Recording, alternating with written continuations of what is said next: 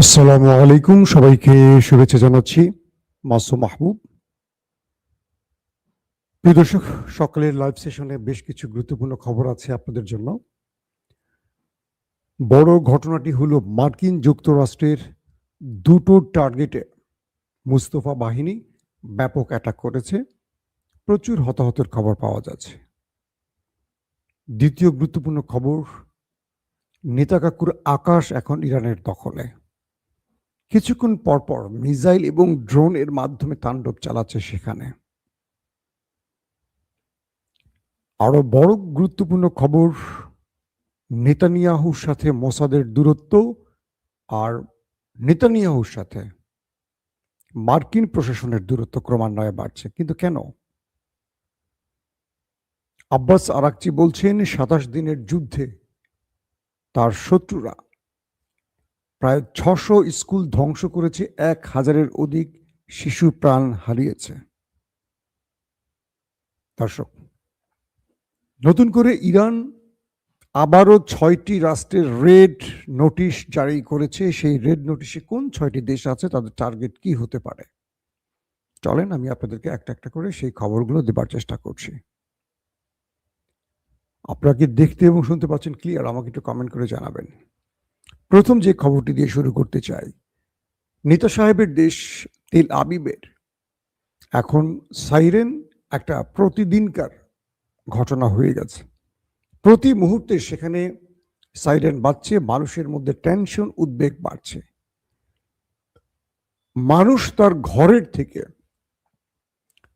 বেরিয়ে গেছে, থাকছে এখন শেল্টার জোনে, বাংকারে।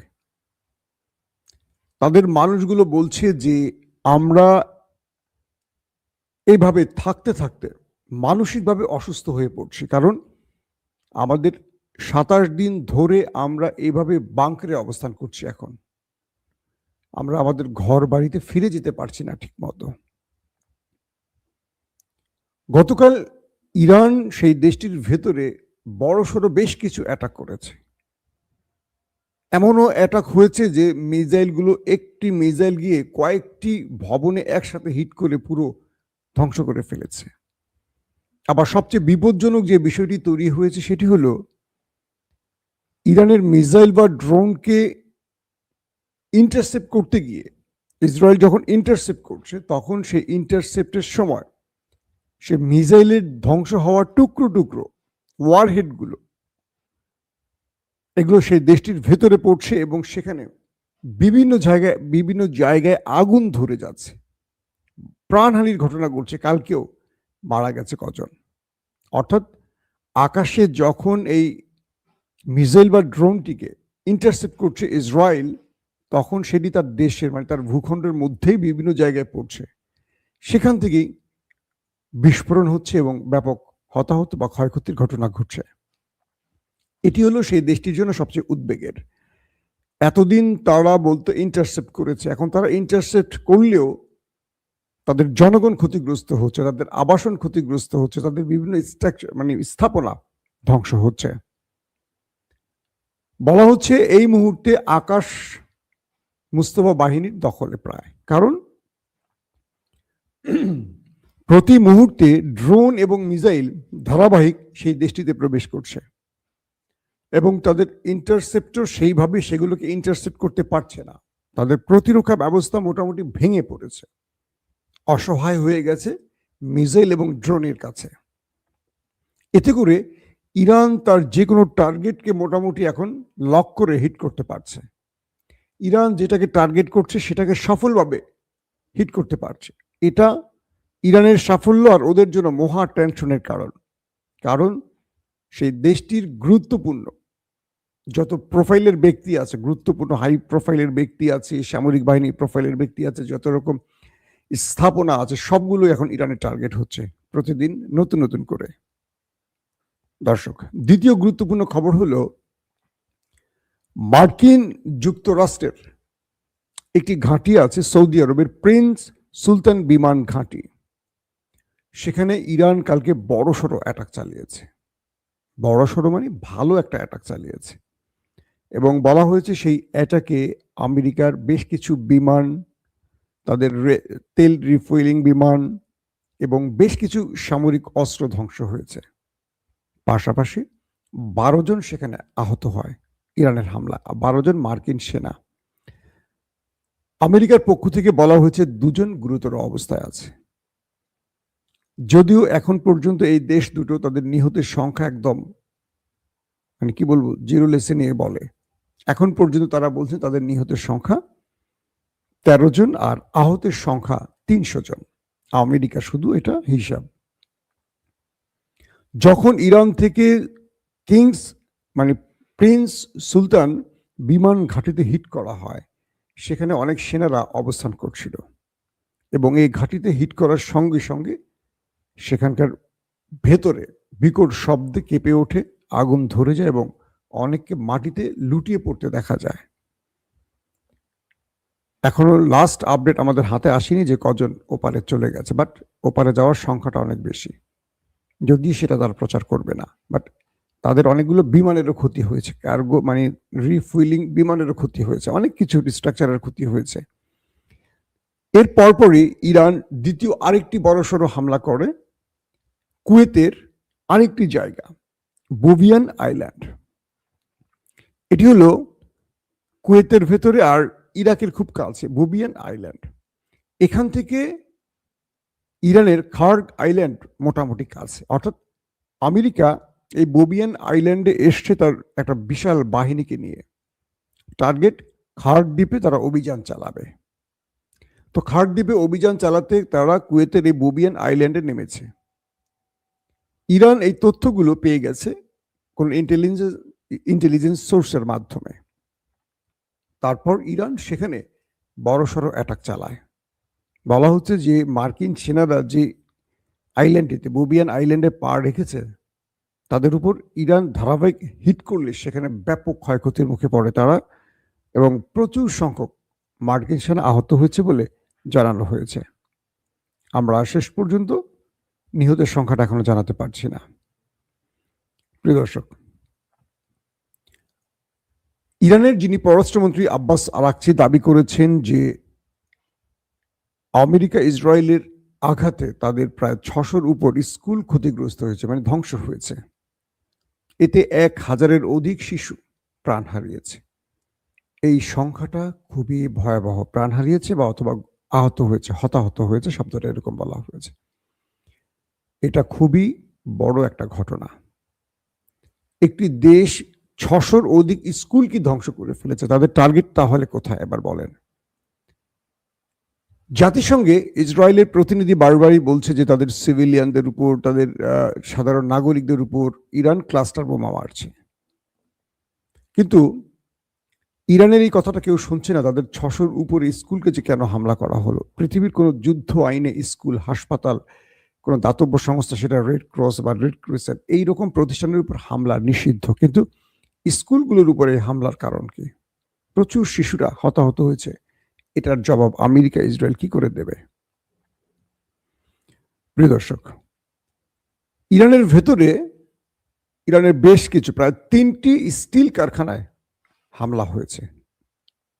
ইরানের বৃহৎ 3টি স্টিল কারখানায় বলা হচ্ছে যে এই কারখানাগুলোতে তখন মানে ফুল টাইম কাজ চলছিল। ইরান তার কারখানা মানে স্টিল কারখানায় আঘাতের জন্য হুমকি দিয়ে বলেছে যে এবার আমরা সেম ক্যাটাগরিতে শত্রুর ক্ষতি করতে চাই, ক্ষতি করব ঘোষণা দিয়েছে। 6টি দেশের উপর রেড নোটিশ জারি করেছে ইরান। একটি হলো ইসরায়েল, একটি সৌদি আরব, একটি কাতার, একটি কুয়েত, একটি বাহরাইন, একটি আরব আমিরাত। বলা হয়েছে এই দেশগুলোর যতগুলো স্টিল কারখানা আছে তাদের লোকেশন ধরে বলা হয়েছে, যাদের স্টিল কারখানা নেই তাদের বিকল্প কোনো স্থাপনা। বলা হয়েছে যে এই দেশগুলোর এই শিল্প কারখানা বা এই স্টিল মিলের আশেপাশে যারা আছেন তারা দ্রুত সরে যান, কারণ ইরান এই কারখানাগুলোতে আক্রমণ করতে যাচ্ছে। অর্থাৎ ইরান যে জায়গাগুলোতে আক্রমণ করে সেই জায়গায় পূর্বে রেড নোটিশ জানিয়ে দেয় যাতে মানুষ সেখান থেকে সরে যেতে পারে, তারা কোনো সিভিলিয়ানদের ক্ষতি করতে চায় না। তো বলা হচ্ছে এই 6টি দেশের রেড নোটিশ ইরান জারি করেছে, এখানে যত সিভিলিয়ান আছেন তারা যেন সেখান থেকে সরে যান। পাশাপাশি বলা হয়েছে মার্কিন স্বার্থ সংশ্লিষ্ট যত অফিস আদালত ঘাঁটি মাটি যা আছে এখানে যেন কোনো সিভিলিয়ানরা না আসে, এগুলো ইরানের বৈধ টার্গেট হবে। এইভাবে ঘোষণা দিয়ে ইরান এখন মাঠে নেমে খেলা শুরু করেছে। দর্শক,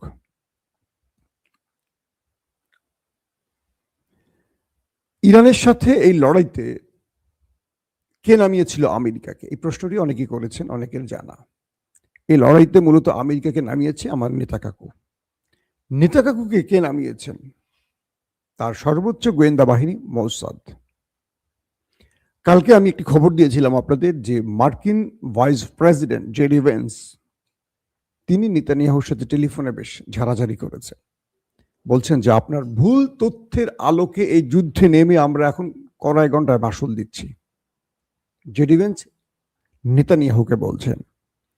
নেতানিয়াহু বলছেন যে আমার কি দোষ, আমার গোয়েন্দা বাহিনী আমাকে এই তথ্য দিয়েছে। জেডি ভেন্স বলছেন আপনার ভুল গোয়েন্দা তথ্যের আলোকে আজকে আমরা যুদ্ধে জড়িয়ে যে পরিমাণ ক্ষতিগ্রস্ত হচ্ছি, পৃথিবীর কাছে আমাদের অবস্থান কোথায় গেছে এটার হিসেব চুকাতে হবে। অর্থাৎ মার্কিন প্রশাসন ট্রাম্পকে দায়ী করছেন যে তুমি একটা ভুল যুদ্ধে আসছো, তোমাকে পেন্টাগন বা মার্কিন জেনারেলরা বারবার সতর্ক করেছিল।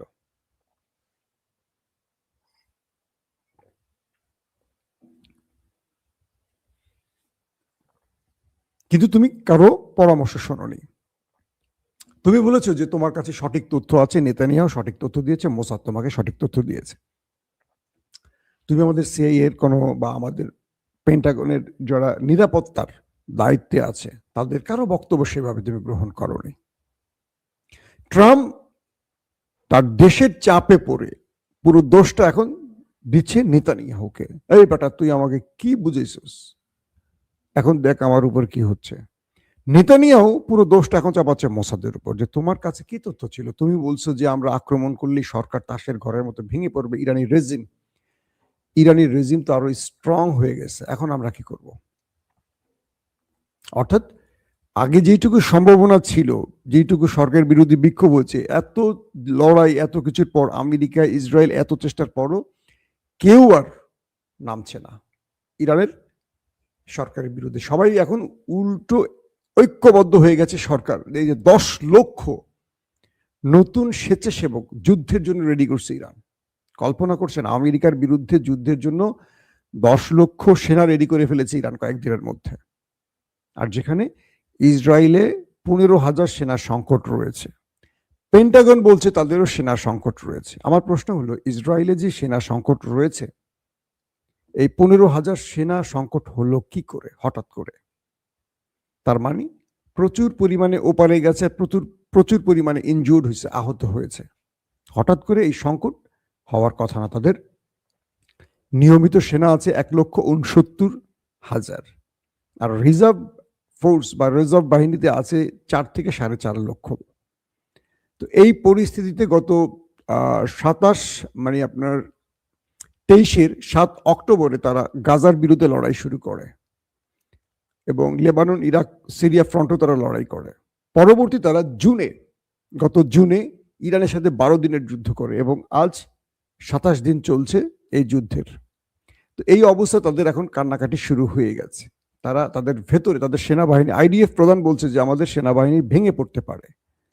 তো এই পরিস্থিতি তৈরি হয়েছে আজ যুদ্ধের 27 দিনে।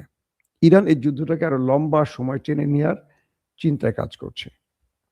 এখন যে বিষয়টি তৈরি হচ্ছে যে মার্কিন যুক্তরাষ্ট্রে আজ থেকে শুরু হচ্ছে নো কিংস বিক্ষোভ, যেটা আমি আপনাদের কয়েকবার বলেছি। অর্থাৎ মার্কিন যুক্তরাষ্ট্রে কেউ রাজা নয়, সবাই জনগণের ভোটে সেবক।